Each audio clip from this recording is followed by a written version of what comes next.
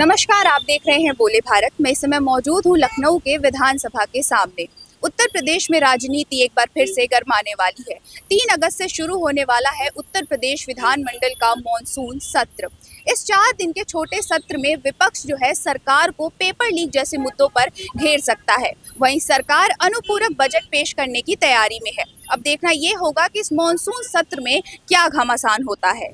उत्तर प्रदेश विधानमंडल का मॉनसून सत्र 3 अगस्त से 6 अगस्त तक चलेगा। विधानसभा के प्रमुख सचिव प्रदीप दुबे और विधान परिषद के सचिव डॉक्टर राजेश सिंह ने इसकी अधिसूचना जारी कर दी है। पहले दिन आजमगढ़ की निजामाबाद सीट से 5 बार विधायक रहे आलम बदी के निधन पर शोक प्रस्ताव रखा जाएगा। 4 दिन का यह सत्र भले ही छोटा हो, लेकिन राजनीतिक रूप से काफी अहम माना जा रहा है। विपक्ष ने सरकार को घेरने के लिए कई मुद्दे तैयार किए हैं। इनमें पेपर लीक, दिल्ली में छात्रों के आंदोलन पर लाठीचार्ज, राम मंदिर में चढ़ावे की चोरी, कानून व्यवस्था और अन्य जनहित के मुद्दे प्रमुख हैं। देखिए, जिस तरह से पूरे प्रदेश में अराजकता का माहौल है, बेरोजगारी है, महंगाई है, ध्वस्त कानून व्यवस्था है, महिलाओं की सुरक्षा नहीं है, लगातार 2 बार से इन लोगों की सरकार है। ये लोग मैनिफेस्टो लेकर के आते हैं, बड़ी बड़ी बातें और दावे किए जाते हैं मैनिफेस्टो में, लेकिन धरातल पे वो सच साबित नहीं होता है। पिछली बार ये लोग अनुपूरक बजट लेकर के आए थे, लेकिन अनुपूरक बजट इन लोगों ने खर्चा नहीं किया और सिर्फ बंदरबाट हुआ है, भ्रष्टाचार हुआ है। इस बार फिर ये अनुपूरक बजट ला रहे हैं। मैं समझता हूँ कि ये सरकार का आखिरी अनुपूरक बजट होगा।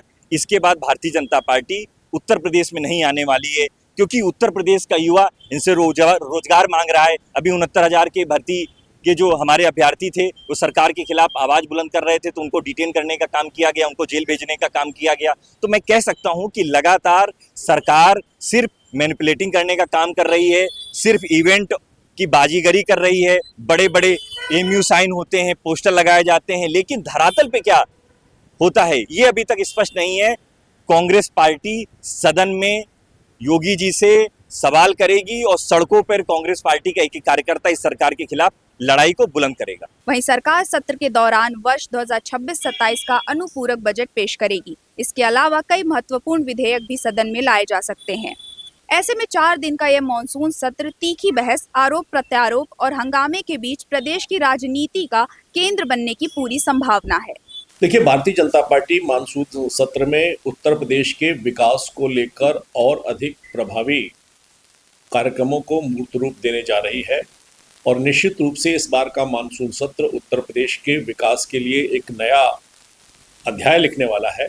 ये मानसून सत्र राजनीतिक आधार पर भी और उत्तर प्रदेश की जनता के नए सपनों को नई ऊंचाइयां प्रदान करेगा। निश्चित रूप से जिस प्रकार का विधानसभा का सत्र चलता है, विधानसभा के सत्र में विधायक बिजनेस एडवाइजरी कमेटी एक होती है। वो बिजनेस एडवाइजरी कमेटी में सारे राजनीतिक दलों के प्रतिनिधि उपस्थित रहते हैं, वे विषय रखते हैं और वो बिजनेस एडवाइजरी कमेटी ही जो विषय चर्चा में लाने के लिए उपयुक्त पाए जाते हैं उस पर चर्चा करें। अब यह देखना दिलचस्प होगा कि 3 अगस्त से 6 अगस्त तक चलने वाले इस मॉनसून सत्र में जनता से जुड़े मुद्दों पर क्या फैसला निकलकर सामने आता है।